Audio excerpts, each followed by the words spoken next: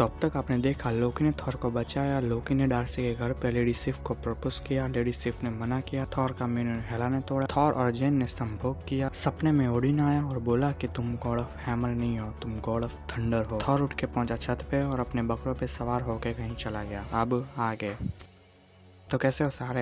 एक हफ्ते पहले कॉपीराइट स्ट्राइक आई थी इस चैनल पे, वो भी मेरे थंबनेल की वजह से। चैनल भी ग्रो नहीं कर रहा और मेरे दिमाग में बस एक चीज चल रही है जो मैं बहुत जल्दी करने वाला हूँ। बस ज्यादा नहीं बताऊंगा, बस इतना बोलूंगा कि मूड अभी सच में काफी ऑफ है। नींदे हराम करके वीडियोस डालता हूँ पर फिर भी मुझे बाबा जी का ठुल्ला मिलता है। चलो बिना देरी से देरी किए लेट्स बिगिन।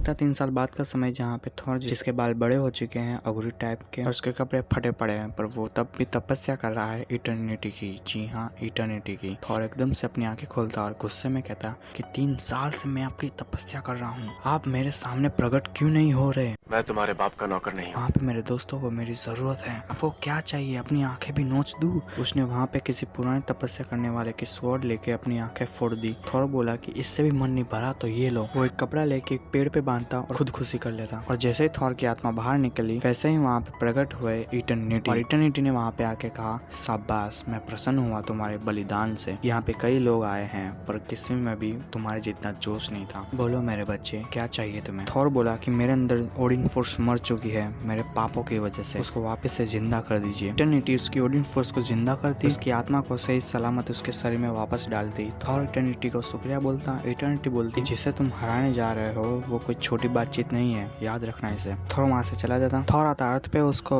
उसके 4 दोस्त मिलते हैं। थॉर बोला क्या हुआ, कहाँ गए सबके सब। सिर्फ बोले कि जब तुम यहाँ से गए थे तब लोकी ने सब कुछ संभाला था और जब लोकी हेला पे भारी पड़ रहा था तभी वहाँ पे पीछे से हरमोड ने उसे तलवार मार दी और मेरी बाहों में लोकी ने अपना दम तोड़ दिया। हेला ने डार्सी के मॉम डैड को मार डाला और डार्सी को दासी बना दिया और जेन फोस्टर हरमोड के 2 बच्चों की माँ है। थॉर ये सुनते ही गुस्से में आग बबूला हो गया और उड़ चला हेला को मारने के लिए। डार्सी हेला के पैर धो रही होती। हेला कहती कि क्या तुम्हें तुम्हारे माँ वापस चाहिए जिंदा। डार्सी बोली कि हाँ बिल्कुल चाहिए। हेला कहती तो फिर जब मैं कहूंगी तब तुम्हें वो करना होगा जो मैं कहूंगी। तभी हमें दिखती जेन फोस्टर जो अपने 2 बच्चों को संभाल रही है। वहाँ पे हरमोड आया और उसके बाल पकड़ के कहता अब चल मेरा औजार अपने मुंह में ले। जेन कहते कि मेरी जबान छिल गई है, प्लीज अभी नहीं, पर हरमोड उसके साथ जबरदस्ती करने लगता। तभी वहाँ पे थॉर आता, हरमोड को मारता और जेन को उसके 2 बच्चों के साथ सेफ जगह पे पहुंचाता। हरमोड कहता कि अब यही क्यों आ गए यहाँ पे। हरमोड और थॉर की फाइट होती। हेला भी आई फाइट में। हेला सिपाहियों को कहती कि हमला करो उस पे। तभी हमें पता चलता कि उसके सिपाही लोकी के क्लोन्स है, मतलब कि लोकी अभी भी जिंदा है। फिर असली लोकी भी आता फाइट में। थॉर और लोकी को देखकर खुश होता। फाइनल फाइट शुरू हुई मूवी की। एंड में जेन फोस्टर भी लड़ रही होती। तभी वहाँ पे हेला ने डार्सी को आदेश दिया इशारों में, यही वक्त है मार डाल उसे और पाले अपने माँ बाप को। डार्सी अपने हाथ में गन देखती, वो जेन पे निशाना लगाती और तुरंत अपना निशाना बदल हेला के सिपाही को मार डालती। हेला चिढ़ जाती ये देख के। डार्सी जेन के पास आके बोलती तुम मेरी दोस्त हो पर वो मेरे माँ बाप है। तभी वहाँ पे डार्सी जेन फोस्टर के पेट में चाकू चुबो देती और वो भी 1 बार नहीं, 2 बार नहीं, 4 बार। लेडी सिफ ने डार्सी को दूर फेंका। जेन खून से लथपथ नीचे गिरी। थॉर जेन के पास आने की कोशिश कर रहा होता पर हेला उसे रोक रही होती। तभी हरमोड जेन के पास आया और अपना पैर उसके गले के ऊपर रख दिया और जेन तड़पते तड़पते ही फाइनली मर गई। और जेन के मरते ही थॉर का गुस्सा अपनी चरम सीमा पे चला गया था। थॉर वहीं पर एक बड़ा सा धमाका किया। लोकी, हेला और हरमोड सारे दूर जाके गिरे। थॉर उठता अपनी आंखों में और रू में बिजली लेके। थॉर पहले हरमोड को जान से मारता और हेला के साथ एक अच्छी सी फाइट करता। एंड में वो हेला को भी मार डालता और जेन फोस्टर की डेड बॉडी के पास आके बैठता सब कुछ खो के। सारे एसगार्डियंस मजे कर रहे होते एसगार्ड पे। लोकी भी मजे कर रहा होता। तभी वहाँ पे स्किदा आके बोली कि चलो मेरे साथ, मुझे कुछ बताना है तुम्हें। थॉर बालकनी में खड़ा होता। फ्रीगा आके बोली कि क्या हुआ, किसी की याद आ रही है क्या। थॉर बोला कि हाँ, काश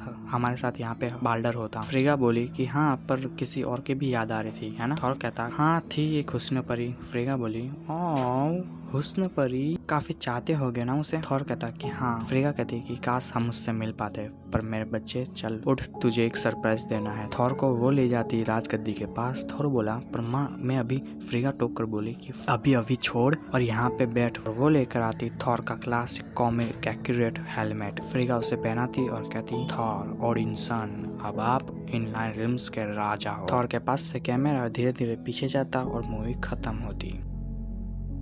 उस क्रेडिट में हमें दिखती स्कीदा जो लोकी को एक अंधेरे कमरे में ले जा रही है। वहाँ पे जाके लोकी बोला कि माँ क्यों लेकर आई हो मुझे यहाँ पे, क्या बताना था आपको। स्कीदा बोले कि सबसे पहली बात कि मैं तुम्हारी माँ नहीं हूँ, तुम्हारी माँ एक फॉरेस्ट जायंट थी। हाँ, अगर तुम्हें यकीन नहीं हो रहा तो ये देखो। वो भूतकाल दिखाने वाले कैमरा से दिखाती, जहाँ पे पहले पार्ट में आपने देखा होगा कि जहाँ पे ओडिन नीफलहाइम गया था धमकाने फ्रॉस्ट जायंट्स को, और वो सिर्फ धमका के वापस नहीं आया, वहाँ पे एक खूबसूरत सी फ्रॉस्ट जायंट को भी उठा लाया। इतना ही नहीं, वो फीमेल फ्रॉस्ट जायंट 3 बच्चों की माँ थी। ओडिन ने उन तीनों बच्चों को जान से मार डाला और एसगार्ड लाके इसी रूम में उसके साथ हर रोज जबरदस्ती कर रहा था। स्कीदा आगे बोली कि जहाँ पे तुम खड़े हो ना, वहीं पे तुम्हारी माँ को कैदी बनाया गया था और वहीं पे तुम्हारा जन्म भी हुआ था, और तुम्हारे जन्म के वक्त वो भागने वाली थी तो हाथापाई में तुम्हारे पिता ने तुम्हारी माँ को मार डाला, मुझे तुम्हारी माँ बना दिया। वो बेचारी ओडिन के लिए बस एक खिलौना थी। लोकी बोला तो आप अभी क्यों बता रही हो सब मुझे। स्कीदा बोली इसलिए क्योंकि तुम अब समझदार हो चुके हो और अपनी माँ का बदला ले सकते हो। लोकी बोला और कोई जानता है। स्कीदा बोली कि हाँ, फ्रीगा और तुम्हारा भाई थॉर जानता है। ये सुनते ही वो दुख के मारे नीचे बैठ जाता। स्कीदा भी उसके पास बैठती और अपने संतरे थोड़े से खोल के लोकी के मुंह के पास लाती और कहती ये लो, मेरे सीने पे सर रख के रो लो जितना रोना है। लोकी उसके सीने पर सर रखता, उसके बड़े बड़े संतरे देखता, चाकू निकाल के उसी के संतरे में चुभो देता। स्कीदा मरते मरते बोली लोकी बेटा मगर क्यों, मैं तो तुम्हारी मदद कर रही थी ना। लोकी बोला कि मेरी माँ के साथ जो हुआ वो तुम जानती थी, जैसा हाल आज तुम्हारा हुआ है वैसा ही उनका भी होगा जो जानते थे मेरी माँ के बारे में। वीडियो पसंद आए तो लाइक करो, शेयर करो, कमेंट करना मत भूलना, सब्सक्राइब कर दो क्योंकि नेक्स्ट वीडियो होने वाली है दी अवेंजर्स के ऊपर, वो भी जैक स्नाइडर वाली। मैं मिलूंगा नेक्स्ट वीडियो में, तब तक के लिए जय श्री राम।